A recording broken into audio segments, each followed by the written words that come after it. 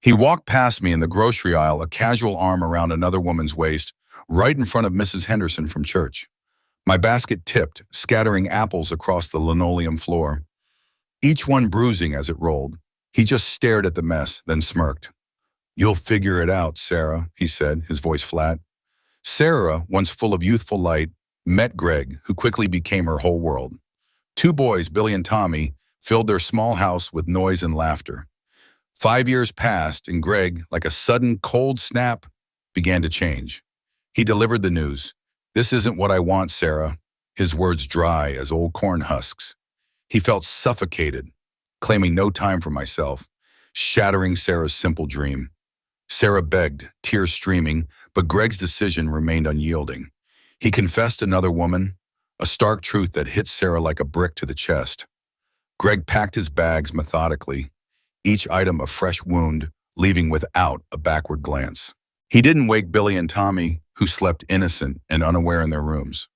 Sarah was left in the quiet house, a hollow echo where a family once stood vibrant. The boys carried an invisible wound, a father-shaped hole no one else could see. A year later, the house still felt heavy, the air thick with the persistent ache of what was missing. Sarah tried to stitch her life back together, but the shadow of their past lingered relentlessly. The stage was set, not for a hero, but for a man willing to pick up the broken pieces. The small town of Fairwater had been Sarah's entire universe, a place where the seasons dictated the rhythm of life and everyone knew everyone else's business. She'd been a girl then, all youthful light and easy laughter, working at the diner and dreaming of a life that felt both simple and full. Then Greg came along, a mechanic with strong hands and a smile that promised stability. He seemed to fit perfectly into the space she had carved out for a future, solid and dependable. They married in the town church, a modest affair, and for a time, her world revolved entirely around him, a comfortable orbit of shared meals and quiet evenings. Two boys arrived in quick succession, Billy first, then Tommy, less than 2 years apart. Their small two-bedroom house quickly filled with the joyful chaos of plastic toys, crayon drawings taped to the refrigerator, and the constant hum of childish chatter. Greg would come home, sometimes tired, sometimes laughing, and for those first few years he'd pick them up, toss them in the air, and carry the weight of fatherhood with a natural ease that deepened Sarah's contentment. Their life was uncomplicated, predictable. She believed it would always be this way. But 5 years after Tommy's birth, something shifted, subtle at first, like a distant change in the weather. Greg started to work longer hours, or so he said. He'd come home later, his explanations vague, his eyes often elsewhere. The laughter grew less frequent, replaced by a quiet detachment that settled over him like frost. He'd sit at the kitchen table, staring at his plate or out the window, a restlessness in his posture that Sarah couldn't quite place, but felt acutely. The easy conversation dwindled, replaced by the clinking of cutlery and the children's innocent chatter, which sometimes seemed to irritate him. One Tuesday evening, after the boys were finally asleep, the air in the small living room felt unusually heavy. Greg sat on the edge of the worn armchair, his hands clasped between his knees. The television glowed softly, showing some show Sarah wasn't watching. He looked at her, his expression unreadable, and the words came out flat, deliberate. "This isn't what I want, Sarah." His voice was dry, like old corn husks rustling in a forgotten field, devoid of warmth or regret. Sarah felt a cold dread spread through her. "What are you talking about, Greg?" Her own voice was a thin thread, barely audible. "This," he swept a hand vaguely around their small home. "All of it. I feel suffocated. I have no time for myself anymore." He paused, avoiding her gaze, fixing his eyes on a crack in the ceiling. "I just need something else, something more." Her simple dream, the one built on shared responsibility and quiet devotion, crumbled in that small space. The idea of more seemed to erase everything they had built. Tears sprang to her eyes, sudden and hot, like a spring thaw breaking through winter ice. "Greg, please," she whispered, her voice cracking. "We can fix this. We can talk. For the boys." She reached for his hand, but he pulled back subtly, his jaw tightening. His decision was set. rigid and unyielding. The pleas caught in her throat, useless and unheard. He hadn't come to talk. He had come to announce. Then he delivered the final, stark truth. There's someone else. The words landed like a brick, heavy and unexpected, hitting her square in the chest. The air left her lungs. Her vision blurred, the small room spinning slightly. Another woman. It was a simple, brutal statement, requiring no further explanation. He spent the next hour packing, not in anger, but with a methodical calm that chilled her more than any shouting match ever could. Each folded shirt, each pair of jeans tucked into the worn duffel bag, felt like a fresh wound. His toothbrush, his shaving cream. He moved through their bedroom, gathering his life, while Sarah stood in the doorway, unable to speak, unable to move. He didn't look at her, not once. When the bag was zipped, he picked it up. He walked past her, past the quiet bedrooms where Billy and Tommy slept, innocent and unaware of the seismic shift occurring in their home. He didn't even pause. The front door closed with a soft click. Then there was only the quiet. The house felt vast, hollow, an echo chamber where a vibrant family had once stood. The silence was deafening, pressing in on her, confirming the emptiness he'd left behind. The next morning, the boys, sensing something was wrong, asked for their dad.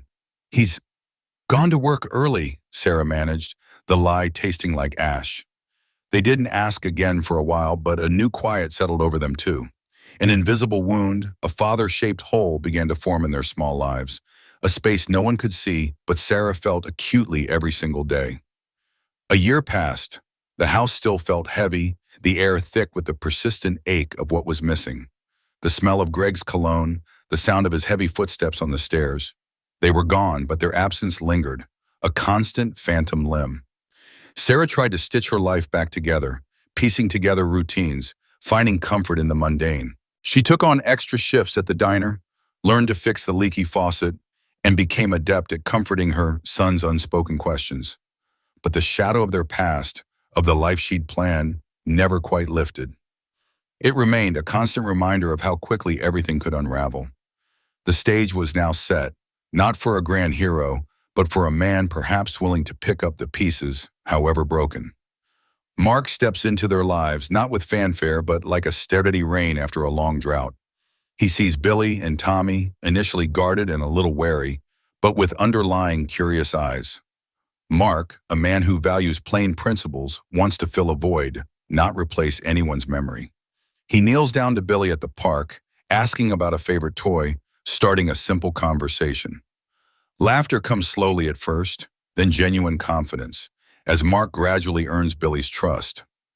Tommy, naturally shyer, takes longer to warm up, but soon sees Mark as a steady, comforting companion.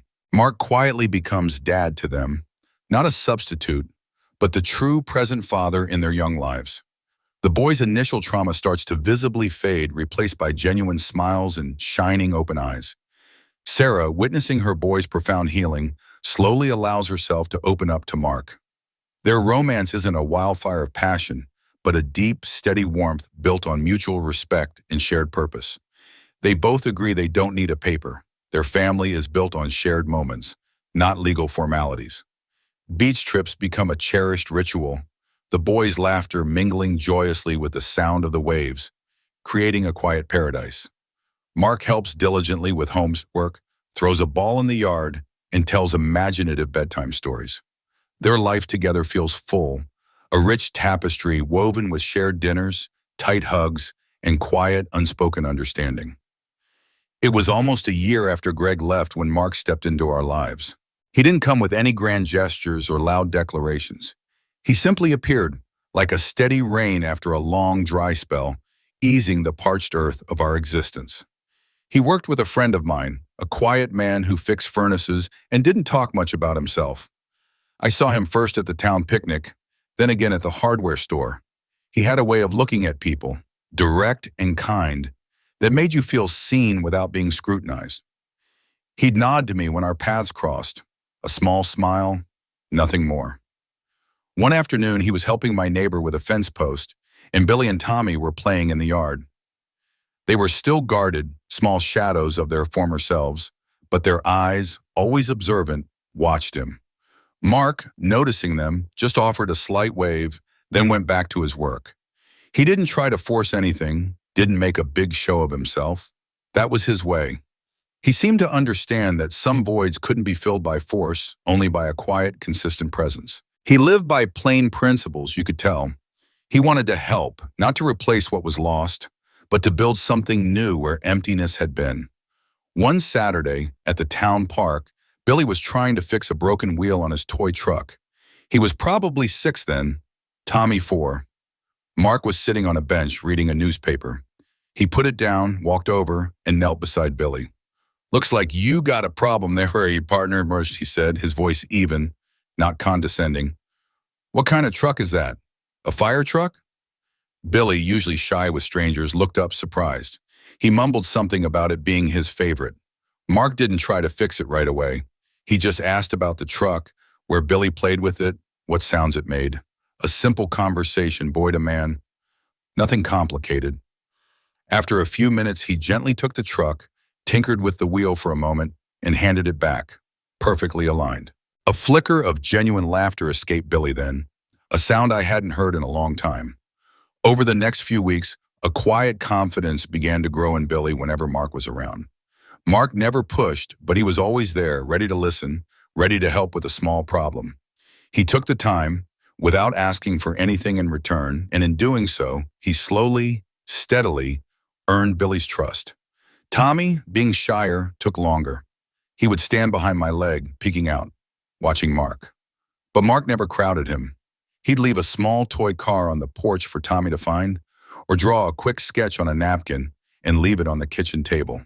He was a steady, unassuming presence. Soon, Tommy started to follow Mark around the yard, not talking much, but holding his hand as they walked to the mailbox. He began to see Mark not as a stranger, but as a quiet, constant companion. It wasn't long before I heard them call him Dad. It came out naturally without prompting, not as a substitute for what was gone, but as the true present father in their young lives.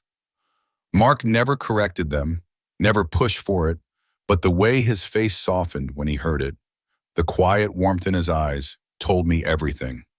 He was building something real with them. Watching the boys heal was a profound thing. The shadows around their eyes started to lift. The way they ran, the way they played, it was different now.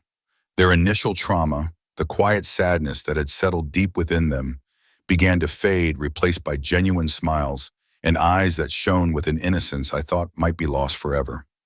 Their laughter filled the house once more, a much-needed melody. Seeing this change in my sons, witnessing Mark's steady, unwavering kindness was what allowed me to open up. It wasn't a sudden burst of passion, no wildfire romance. It was something deeper, a steady warmth that grew in the quiet spaces between us, built on mutual respect and a shared understanding of what it meant to care for a family. He understood my hesitation, my fears, without me having to voice them. We didn't talk much about us in the beginning, only about them. But the way he looked at me, with a quiet strength that felt like an anchor, spoke volumes. We often said we didn't need a paper. Our family, the one we were carefully building, felt more real, more substantial than any document could make it. It was built on the small, everyday moments, on shared laughter and comforting silences, not on formalities. Beach trips became our ritual. We'd drive down to Lake Michigan, the boys squealing with delight as the waves crashed. Their laughter mingled with the sound of the water, a quiet paradise we made our own. Mark would throw them into the foam, spinning them around, and their joy was infectious.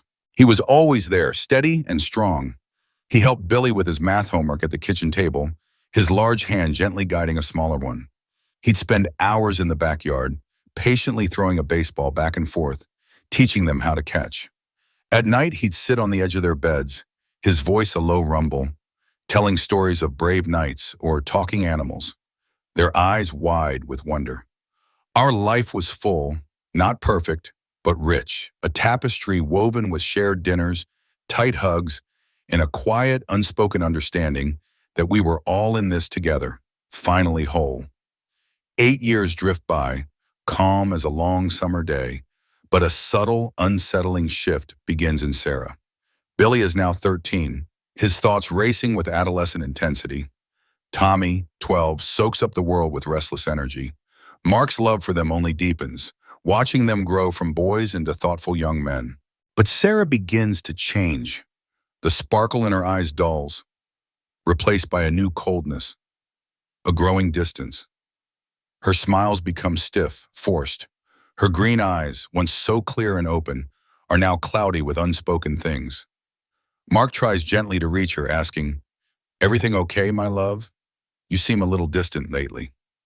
Sarah's responses are sharp, defensive, often snapping. "Don't interfere, Mark. This is my own business." She starts dressing up more, adopting a carefully made-up look, offering no explanation before she leaves the house. Mark often stands alone, a lump in his throat, trying desperately to grasp the reality of what's happening. A chilling premonition settles deep within him, a feeling that this quiet calm is merely a temporary pause. He understands life is never truly perfect, but this new unease feels like a cold, unsettling wind blowing in from the unknown. The tranquility they had so carefully built, piece by careful piece, now feels too fragile, too tenuous to last. A ghost from the distant past, or perhaps an entirely new disturbance, is poised to shatter their hard-won peace. Mark senses with a growing dread that he will need to be stronger than he has ever been before. 8 years. That's how long it had been since Mark walked into our lives, since the quiet house filled with laughter again. 8 years calm and predictable as a summer day in Fairwater. Billy was now 13, thoughts racing, all sharp angles and adolescent intensity, trying to figure out where he fit in the world. Tommy, 12, was still soaking up everything, but with a restless energy that kept him constantly moving, constantly exploring. Mark had become their anchor, guiding them through scraped knees, homework struggles, and the bewildering world of middle school crushes. His love for them only deepened with each passing year, a quiet pride in his eyes as he watched them grow into young men. But somewhere in those 8 years, a subtle shift began. In Sarah, it wasn't immediate but gradual, like a slow-moving cloud covering the sun. The easy sparkle in her green eyes, once so clear and full of life, started to dull. A coldness, a distance began to creep into her demeanor. She'd always been vibrant, quick to laugh, quick to comfort. Now her smile seemed stiff, a little forced, as if she were wearing a mask that didn't quite fit. Her eyes, which had once held a quiet understanding, were now cloudy with unspoken things, secrets she kept carefully guarded. Mark noticed, of course, he noticed everything. He'd try to reach her gently after the boys were in bed, the house quiet once more. "Everything okay, my love?" he'd ask, his hand resting lightly on her arm. "You seem a little distant lately." He spoke with a quiet concern, hoping to open a door. Her responses were sharp, almost defensive, a quick snap that took him by surprise. "I'm fine, Mark. Don't interfere. This is my business." Her voice would be tight, her jaw set. It wasn't the Sarah he knew, the one who'd leaned on him, who'd let him in. He'd retract his hand, the air suddenly thick between them. He wouldn't push, not then. He valued her space, her autonomy, but the unanswered questions lingered, forming a quiet ache in his chest. She started dressing up more. Not for him, not for special occasions, but in a way that felt deliberate, almost like armor. Her hair was always perfectly coiffed, her makeup applied with a precision that seemed to hide more than it enhanced. It was a dry, made-up look, one that spoke of effort but little joy. She'd stand by the front door, purse in hand, sometimes a new scarf wrapped just so. "I'm going out," she'd state, offering no explanation, no destination. He'd ask, "Where are you heading?" And she'd just wave a dismissive hand. "Just out." Then she'd be gone, the closing door leaving a hollow sound. Mark would stand there in the quiet living room, the faint scent of her perfume lingering, a lump forming in his throat. He'd try to grasp what was happening, to piece together the fragments of her new behavior. The easy comfort they'd built felt like it was slipping through his fingers, dissolving into something he couldn't name. He knew life wasn't perfect, that relationships had their ups and downs, but this new unease wasn't a minor quarrel. It felt like a cold, unfamiliar wind blowing through the sturdy walls of their home, chilling everything it touched. A premonition, a quiet dread began to settle deep within him. He'd seen enough of life to know that quiet calm could often be just a pause, a breath before the next storm. The tranquility they had built, piece by careful piece, with patience and devotion, now felt too fragile, too tenuous to last. He had always believed in the strength of their family, the unspoken vows they'd made to each other and to the boys. Now that belief felt tested, stretched thin. He started to sense that a ghost from the past, perhaps Greg returning in some form, or maybe an entirely new disturbance, was gathering just beyond the horizon, poised to shatter their hard-won peace.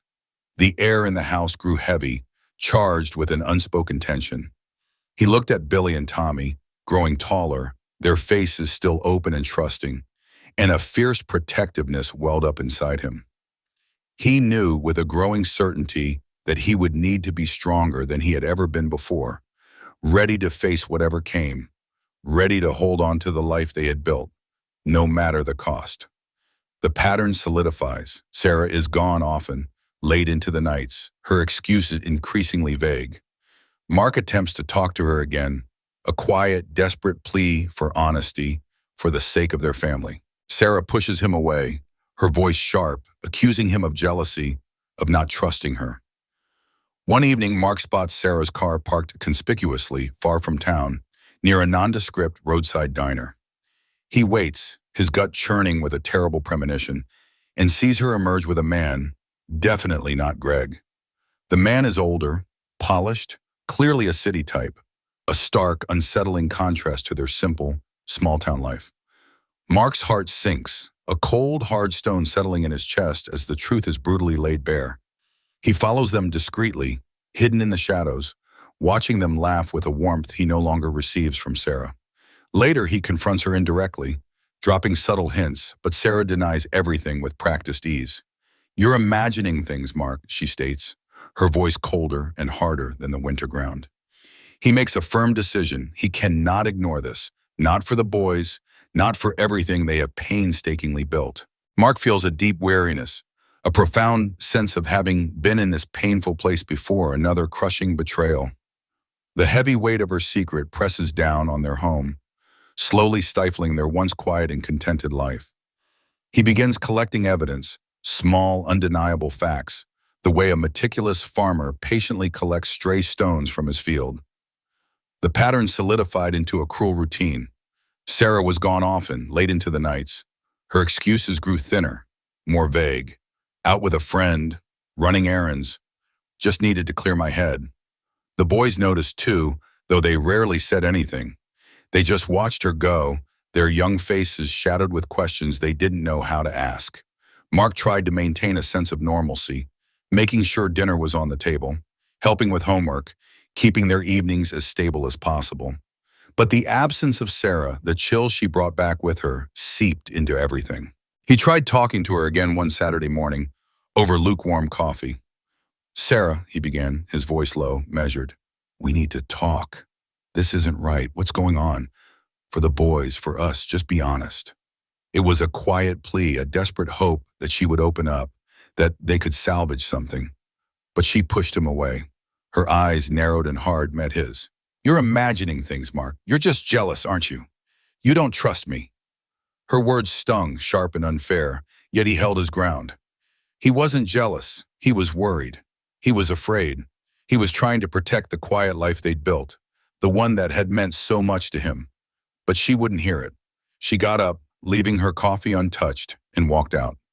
One Tuesday evening, after putting the boys to bed, a restless feeling settled over Mark. Sarah had left hours ago, with one of her usual vague pronouncements. He drove aimlessly at first, past the diner, past the edge of town, just trying to clear his head. Then he saw it, her familiar green sedan, parked conspicuously far from the entrance of the dilapidated roadside diner on Highway 17. It was a place known more for its trucker clientele than for any romantic rendezvous. He parked his truck a distance away, hidden in the dim glow of the scattered streetlights. His gut churned, a terrible cold premonition settling in his stomach. He waited. 10 minutes, 20, an hour. The air grew colder, the night darker. Finally, the diner door opened, and there she was. She walked out with a man, not Greg. This man was older, his hair styled, dressed in a sharp blazer. He was polished, a city type, a stark contrast to the worn flannel and plain shirts Mark wore, a stark contrast to their simple, small-town life. They laughed, a quiet, intimate sound that carried on the night air.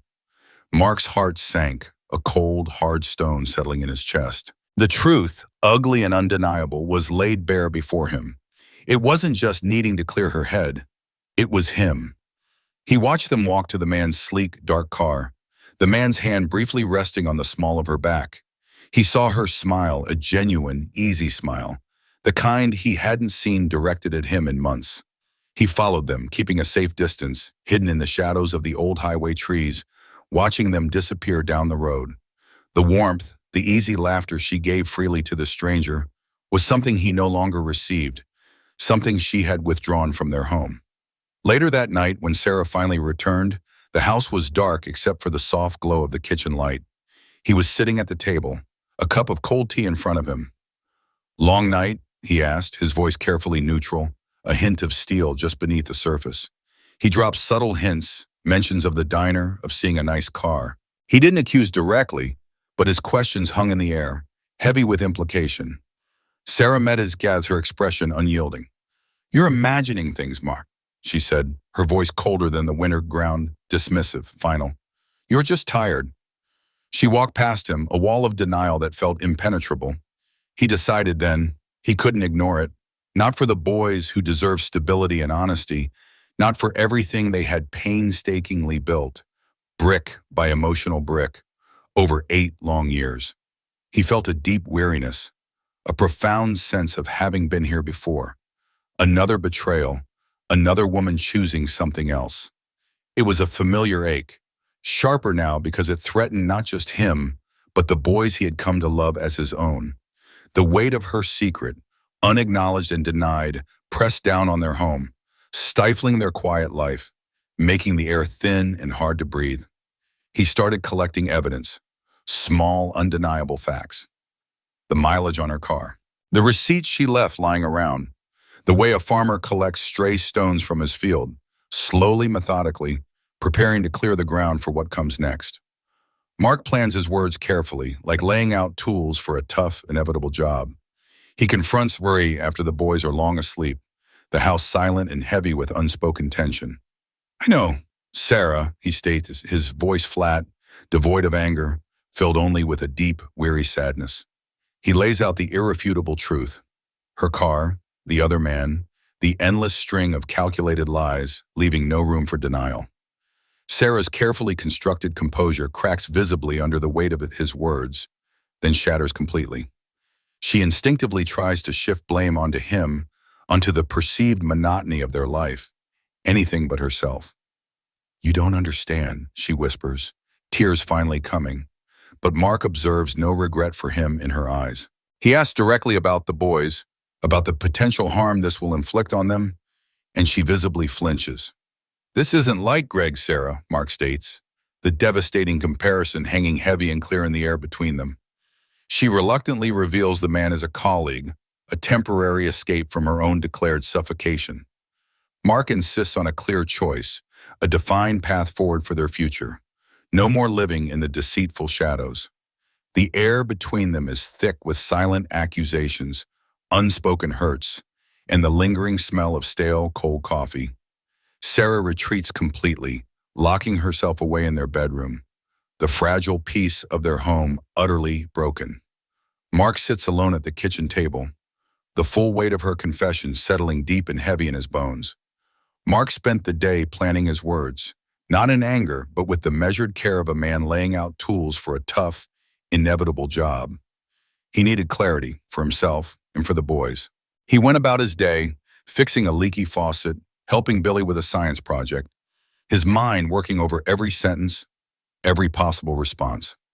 That night, after the boys were long asleep, the house settled into a heavy silence. The only sound was the soft hum of the refrigerator. Sarah was sitting at the kitchen table, picking at a loose thread on her sweater. She didn't look up when he walked in and sat opposite her. The moment hung in the air, thick with unspoken tension. "I know, Sarah," he said, his voice flat, devoid of anger, filled only with a deep, weary sadness that resonated in the quiet room. Her head snapped up. Her green eyes, usually so guarded, flickered with a raw, fleeting fear. "Know what?" she tried, her voice a forced lightness that didn't quite hold. He laid out the truth then, methodically without raising his voice. The green sedan by the diner. The man, a description that was impossible to deny. The endless string of vague excuses and late nights, all leading to this. He didn't accuse, he simply stated facts. Facts she had provided through her own actions. There was no room for denial, no corner left for her to hide in. Sarah's carefully constructed composure cracked visibly under the weight of his words, then shattered. Her face crumpled, not in remorse for him, but in a desperate, cornered frustration. She instinctively tried to shift the blame. "It's this life, Mark. The same thing every day. The monotony. You don't understand what it's like," she whispered, tears finally coming, tracing clean paths down her carefully made-up cheeks. But Mark saw no regret for him in her eyes, no sorrow for the trust she'd broken, only a self-pitying despair. He let her finish, then cut through it with a question that hung heavy in the air. "What about the boys, Sarah? What will this do to them? They've been through this once already." He watched her flinch, a stark reaction that told him that, despite everything, she still carried the memory of Greg's departure and the pain it caused her sons. "This isn't like Greg, Sarah," Mark stated, his voice now imbued with a quiet power. The comparison was devastating, drawing a clear line between the past and their present. He reminded her of the void Greg had left, the silent suffering the boys had endured, and the life they had painstakingly built to mend those wounds. She finally looked at him, her eyes red-rimmed, and the last of her defenses crumbled. She admitted the man was a colleague, a temporary escape from her own declared suffocation, a phrase that echoed Greg's words from years ago, sending a cold shiver down Mark's spine. It was just an escape, a way to feel something different. Mark pushed back his chair, the scraping sound loud in the silence. "Then you need to make a choice, Sarah. A real one, no more living in the shadows. This family, the boys, they deserve more than half-truths and disappearing acts." He insisted on a clear path forward, a defined future, whatever it might be. There would be no more ambiguity, no more quiet deception. The air in the kitchen was thick with unspoken accusations, with the bitter taste of betrayal, with years of unspoken hurts finally surfacing. The lingering smell of stale, cold coffee seemed to amplify the chill in the room. Sarah stared at him for a long moment, then pushed herself away from the table. She retreated completely, her shoulders slumped, her footsteps heavy. He heard the click of the bedroom door, then the soft snick of the lock engaging. The fragile peace of their home, the one they had nurtured with such care, was utterly broken. Mark sat alone at the kitchen table, the full weight of her confession settling deep and heavy in his bones. The house was quiet again, but this time it was a different kind of quiet. It was the quiet of a structure after it's been shaken, its foundations compromised. He knew then that whatever happened next, their life would never be the same. The choices made tonight and in the days to come would carry a cost. Stick around to the end to see how life's costly choices unfold. The tension in the house is palpable, a heavy weight that unmistakably affects Billy and Tommy. They keenly notice Sarah's profound sadness, Mark's quiet intensity, and the hushed, strained voices.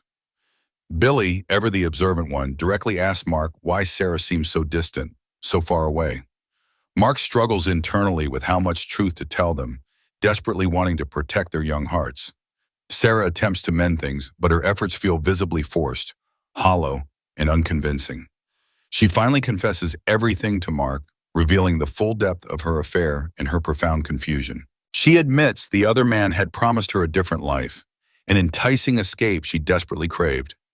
Mark feels a cold, chilling understanding dawn on him, recognizing the painful pattern from Greg's past actions. He realizes with a sickening clarity that Sarah is now repeating the very betrayal that once scarred her and the boys so deeply. The boys begin to act out noticeably, their confusion manifesting in sudden school trouble and quiet internal rebellion. Mark knows with absolute certainty he cannot allow their lives to be disrupted again by a parent's selfishness. He firmly insists Sarah take full responsibility, not just for his sake, but more importantly, for her own sons. The monumental decision looms over them both, heavy and dark as a Midwestern storm cloud on the horizon. The quiet understanding they once shared is completely replaced by a vast, aching, and insurmountable distance. The tension in the house became a palpable thing, a heavy weight that settled over every room, pressing down on every conversation. It affected Billy and Tommy most of all. They were perceptive boys. They noticed Sarah's profound sadness, the way her eyes often looked red-rimmed and distant. They noticed Mark's quiet intensity, his movements more deliberate, his smiles less frequent. They heard the hushed voices, the abrupt silences when they entered a room. One evening, as Mark was helping Billy with a difficult math problem, Billy paused, his pencil hovering over the paper. "Dad," he started, his voice small, "why does Mom seem so far away?" Mark felt a sharp pang in his chest.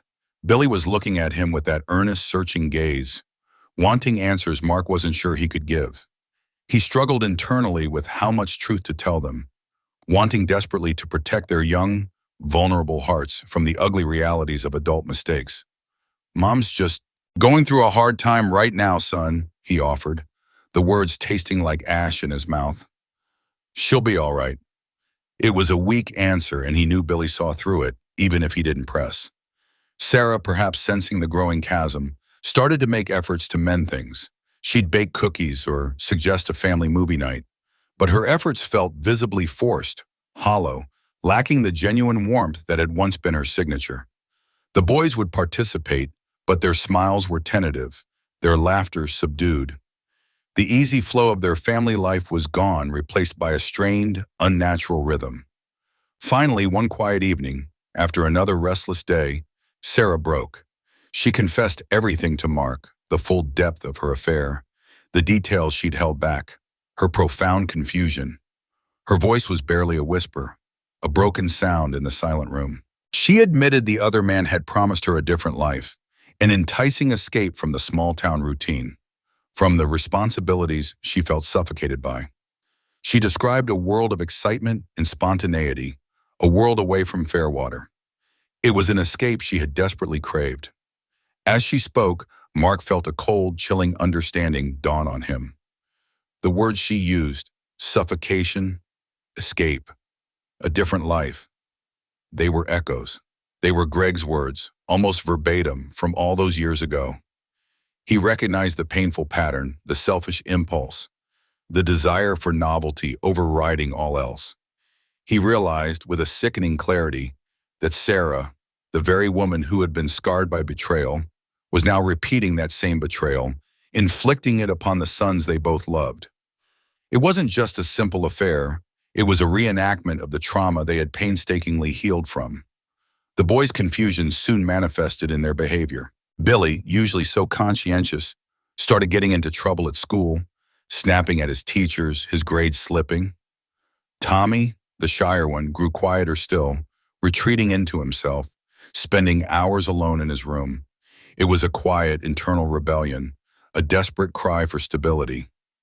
Mark watched them, his heart aching, knowing he could not allow their lives to be disrupted again, could not let them carry the heavy burden of the parents' selfishness once more. He looked at Sarah, her face tear-streaked, but still he saw no true recognition of the magnitude of her actions, only a self-centered sorrow for her own predicament. He knew what he had to do. His voice was firm, unwavering when he spoke again. "You need to take responsibility, Sarah. Not just for me, but for your sons, for what this will do to them again." He pushed for clarity, for a final decision, a path forward that considered their well-being above all else. The monumental decision loomed over them both, heavy and dark as a Midwestern storm cloud on the horizon, threatening to break. The quiet understanding they once shared, the unspoken comfort, was completely replaced by a vast, aching, and seemingly insurmountable distance. The foundations of their family, once rebuilt with such care, now felt critically unstable, on the verge of collapsing once more. Sarah faces a stark choice: rebuild with Mark and the boys, or leave for the uncertainty of her affair. She grapples with her desires, her guilt, and the bitter, unsettling taste of her own past repeating. Mark offers a difficult path: counseling, hard work, a genuine commitment to healing their fractured family. He makes it unequivocally clear he won't be another doormat, another man abandoned and forgotten. Sarah, finally seeing the profound damage inflicted upon Billy and Tommy, realizes the depth of her mistake. She ends the affair, a difficult and undeniably painful conversation, a severance of a false, fleeting hope. The family begins counseling, a slow, often awkward process of airing grievances and painstakingly rebuilding trust. Billy and Tommy express their deep pain, their palpable fear of being left again, unknowingly mirroring Sarah's own past. Mark and Sarah work through their complex issues, addressing the quiet resentment and the sting of broken promises.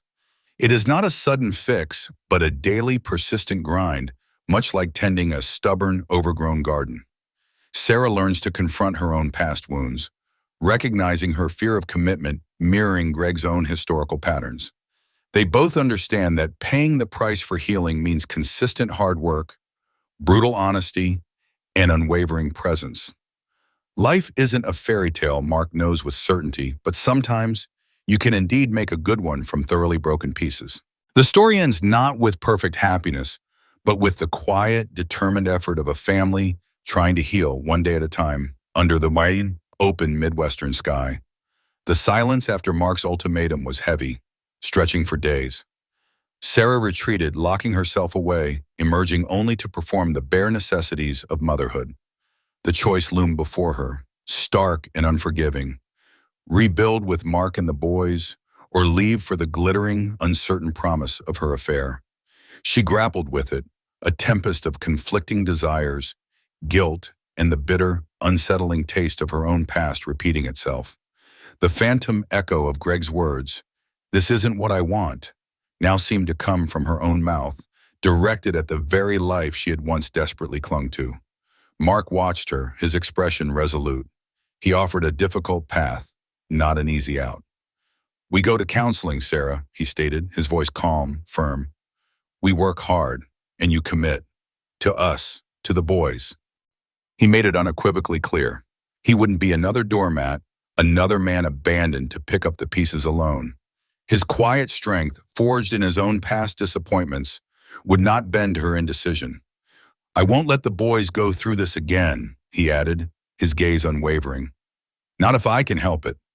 Sarah, during those silent days, began to truly see the damage. She saw Billy's withdrawn face, his usually bright eyes shadowed. She saw Tommy clinging to Mark, a quiet desperation in his small hands. It was the same pain, the same confusion she had felt herself when Greg left. The depth of her mistake, not just to Mark, but to her sons, finally broke through her self-absorption. The mirror of her own past was too stark to ignore. The conversation with the other man was difficult, painful, a severance of a false, fleeting hope. She ended the affair, explaining that she couldn't abandon her family. There were no grand dramatics, just a quiet, final understanding that the escape she craved was built on shifting sand. The family began counseling a few weeks later. It was a slow, often awkward process, like trying to untangle a knotted fishing line in the dark.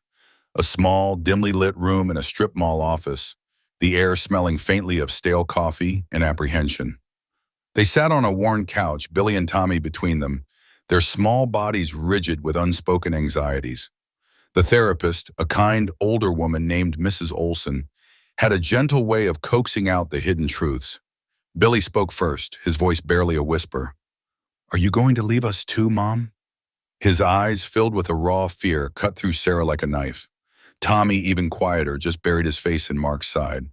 They expressed their deep pain, their palpable fear of being left again, unknowingly mirroring Sarah's own past, the deep-seated abandonment she had carried. It was then Sarah truly understood the cyclical nature of her actions, the echo of her own history threatening to define her children's future. Mark and Sarah worked through their complex issues, addressing the quiet resentment that had festered, the sting of broken promises. There were tears, raised voices, and long silences filled with uncomfortable truths. It wasn't a sudden fix, no magical reconciliation. It was a daily, persistent grind, much like tending a stubborn, overgrown garden, pulling weeds and nurturing fragile new growth. Sarah, in particular, had to learn to confront her own past wounds, the fear of commitment and the yearning for escape that, in a cruel twist of fate, mirrored Greg's own historical patterns. She saw that her desire for more was less about Mark and more about her own unhealed spaces. They both understood that paying the price for healing meant consistent hard work, brutal honesty, and an unwavering conscious presence. It meant choosing to stay every single day and to actively participate in the messy, imperfect business of family. It meant not running from the mundane, but finding the sacred in it. Life isn't a fairy tale, Mark knows with certainty. There are no guarantees, no sudden bursts of happily ever after. But sometimes, from thoroughly broken pieces, with enough patience and persistent effort, you can indeed make a good one. The story ends not with perfect happiness, not with all wounds miraculously vanished, but with the quiet, determined effort of a family trying to heal, one day at a time, under the wet up in Midwestern sky. The story of my life didn't end with a grand declaration or a perfectly tied bow. Life, I've learned, rarely does. It wasn't a fairy tale, nor was it a tragedy, but rather a stubborn, ongoing effort. Sarah, in her own way, had faced her demons. She had looked into the mirror of her past, seen Greg's reflection in her actions, and chosen a different path. It wasn't easy for her, I know. Ending the affair, stepping into that counseling room, admitting her confusion and pain, those were hard things. For me, it was a test of my own resolve. I stood firm, not out of anger, but out of a deep, quiet love for the boys and for the life we had built. I wouldn't be abandoned again, and I wouldn't let them be either. The counseling was a slow, painful process, like digging up old roots. Billy and Tommy voiced their fears, their small voices echoing the very abandonment Sarah and I had once healed them from. We learned to talk, truly talk, about the quiet resentments and the broken promises. There was no sudden fix, no magical moment of complete healing.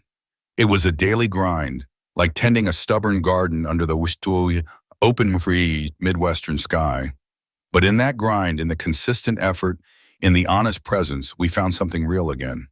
We found a way to stitch the fabric of our family back together, piece by careful piece. Life isn't perfect, but sometimes you can make a good one from broken pieces.